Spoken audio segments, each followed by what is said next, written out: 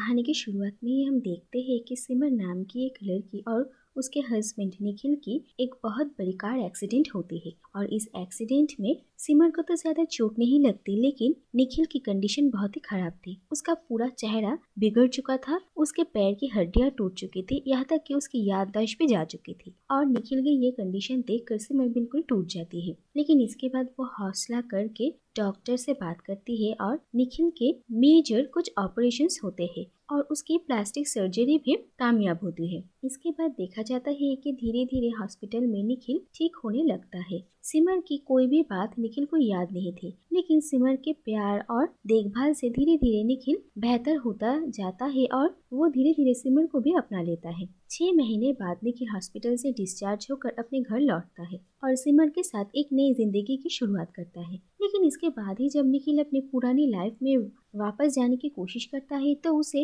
ये पता चलता है कि ये एक्सीडेंट होने से पहले उसकी जिंदगी परफेक्ट नहीं थी, बल्कि उसके लाइफ में कुछ प्रॉब्लम्स चल रहे थे। और इसके बाद निखिल जब अपनी पुरानी कुछ फाइल्स देखता है तो उसमें सिमर की कुछ प्राइवेट फोटोज उसे मिलते हैं, जो देखकर निखिल बिल्कुल टूट जाता है। दूसरी तरफ निखिल का एक फ्रेंड तानिया निखिल से मिलकर उसे ये बताती है कि एक्सीडेंट से पहले निखिल सिमर को उस पर चीट करने के लिए उसे डिवोर्स देने वाला था। और ये सारी बातें सुनकर और सारे एविडेंस को देखते हुए निखिल को धीरे धीरे सिमर पर शक होने लगता है। और इसके बाद निखिल तानिया की हेल्प लेता है और साथ ही में एक प्राइवेट इन्वेस्टिगेटर चमन लाल को हायर करता है, जिससे कि वो सिमर पर नजर रख सके। और छानबीन करने के बाद ये पता चलता है कि सचमुच सिमर का कबीर नाम के एक लड़के के साथ अफेयर चल रहा था। दूसरी तरफ एक दिन निखिल सिमर को कबीर से फोन पर बात करते हुए सुन लेता है और सिमर कबीर को बार बार यही कह रही थी कि अब उन लोगों का रिश्ता खत्म हो चुका है, क्योंकि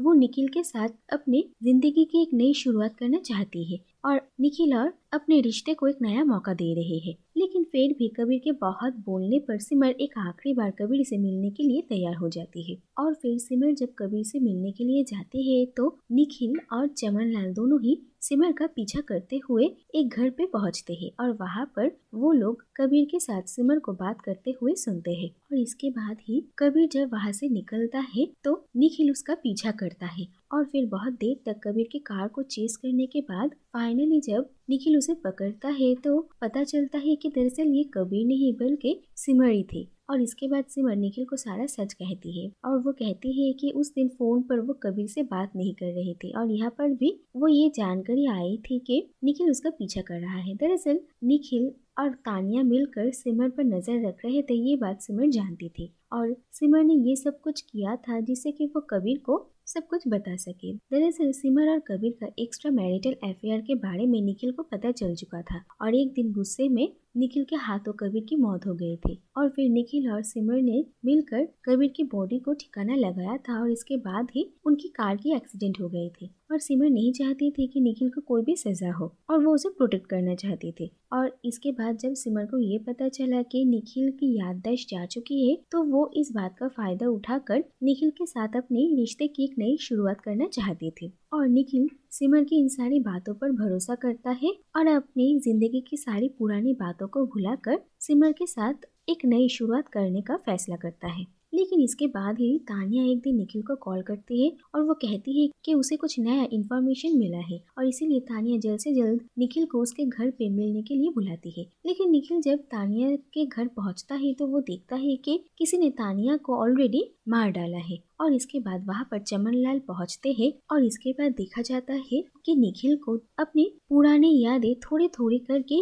उसके आंखों के सामने आने लगते हैं। और निखिल चमन लाल को कहता है कि उसे पता है कि कबीर की डेड बॉडी कहाँ पर उन लोगों ने ठिकाना लगाया था। और फिर चमन लाल के साथ निखिल उसी जगह पर जाता है और इधर उधर देखने के बाद निखिल को फाइनली याद आता है कि उन लोगों ने कबीर की बॉडी कहाँ पर दफनाया था। इसके बाद निखिल और चमन लाल मिलकर कबीर की बॉडी को बाहर निकालते हैं और फिर ये देखा जाता है कि उस डेड बॉडी की शक्ल हूबहू निखिल के साथ मिल जाती है। और फिर इसके बाद निखिल को अपनी पिछली जिंदगी की सारी बातें याद आ जाती हैं और वो कहता है कि वो निखिल नहीं बल्कि कबीर है। और इसके बाद हम इन लोगों की पिछली जिंदगी की कहानी देखते हैं और ये देखा जाता है कि जो असल में निखिल था वो सिमर के साथ बहुत ही बुरा बर्ताव करता था और सिमर निखिल के साथ अपनी शादीशुदा जिंदगी में खुश नहीं थी। और एक दिन निखिल सिमर को अपने साथ लेकर एक पार्टी, और जिस क्लब में ये पार्टी हो रही थी उसी क्लब में कबीर एक सिंगर था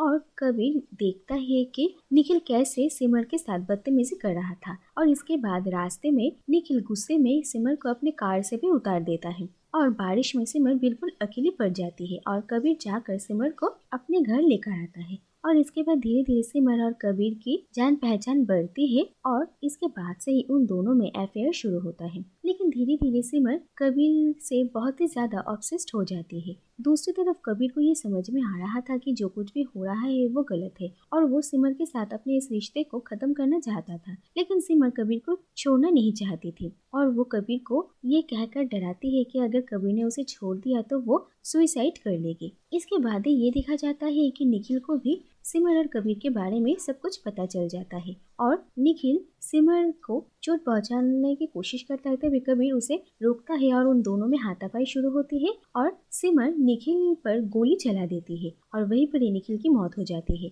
और ये देखकर कबीर और सिमर दोनों ही डर जाते हैं और इसके बाद वो दोनों जाकर निखिल की बॉडी को एक जगह पर दफना देते हैं। लेकिन वापस लौटते वक्त कबीर को होश आता है और वो इन सब कुछ के लिए सिमर को ब्लेम करता है और वो कहता है कि उन लोगों को अभी पुलिस के पास जाना चाहिए और कन्फेस करना चाहिए। लेकिन सिमर ऐसा नहीं करना चाहती थी और कार चलाते वक्त इसी आर्ग्यूमेंट के वजह से उनकी कार की एक्सीडेंट हो जाती है और इसके बाद से ये सब कुछ सिमर अपने प्लान के मुताबिक कर रही थी, जिससे कि वो कबीर का फेस बिल्कुल निखिल की तरह ही कर देती है और इसके बाद वो निखिल के रूप में कबीर के साथ पूरी जिंदगी रहना चाहती थी। और फिर कहानी प्रेजेंट में आती है और हम देखते हैं कि सिमर ने कबीर को इतना बड़ा धोखा दिया। ये जानकर कबीर बहुत गुस्सा हो जाता है और वो सोचता है कि सिमर ने उसका प्लास्टिक सर्जरी करवा कर उसका चेहरा उससे छीन लिया, उसकी पहचान उससे छीन ली और उसकी याददाश्त खोने का फायदा उठाया। और इसके बाद कबीर और चमनलाल तय करते हैं कि वो लोग अभी इसी वक्त निखिल की बॉडी को पुलिस स्टेशन लेकर जाएंगे। लेकिन तभी वहाँ पर सिमर आ जाती है और ये पता चलता है कि दरअसल सिमर पहले से ही कबीर पर नजर रख रही थी कि वो क्या कर रहा है, कैसे कर रहा है और उसी ने ही तानिया को मारा है। इसके बाद सिमर चमनलाल को भी शूट कर देती है। फिर सिमर कबीर को ये समझाने की कोशिश करती है कि कबीर निखिल की इस आइडेंटिटी को अपना ले जिससे कि वो दोनों हमेशा एक साथ रह सकते हैं। लेकिन कबीर इस बात के लिए मना कर देता है और वो निखिल की बॉडी को लेकर पुलिस स्टेशन जाने की कोशिश कर रहा था और सिमर उसे रोकती है और सिमर बार बार कबीर को मनाने की कोशिश करती है। लेकिन नाकामयाब होकर वो आखिरकार ये कहती है कि उन दोनों को ही एक साथ मर जाना चाहिए जिससे कि मरने के बाद वो लोग एक हो सके। और इसके बाद फिर से उन लोगों की कार की एक्सीडेंट हो जाती है और इस बार एक्सीडेंट में कबीर की जान बच जाती है लेकिन सिमर की मौत हो जाती है। और फिर आखिरकार ये देखा जाता है कि कबीर निखिल की डेड बॉडी को लेकर पुलिस स्टेशन आता है और वो पुलिस के सामने सारी बातें कन्फेस करता है और इसी के साथ ही ये कहानी यहीं पर ही खत्म हो जाती है।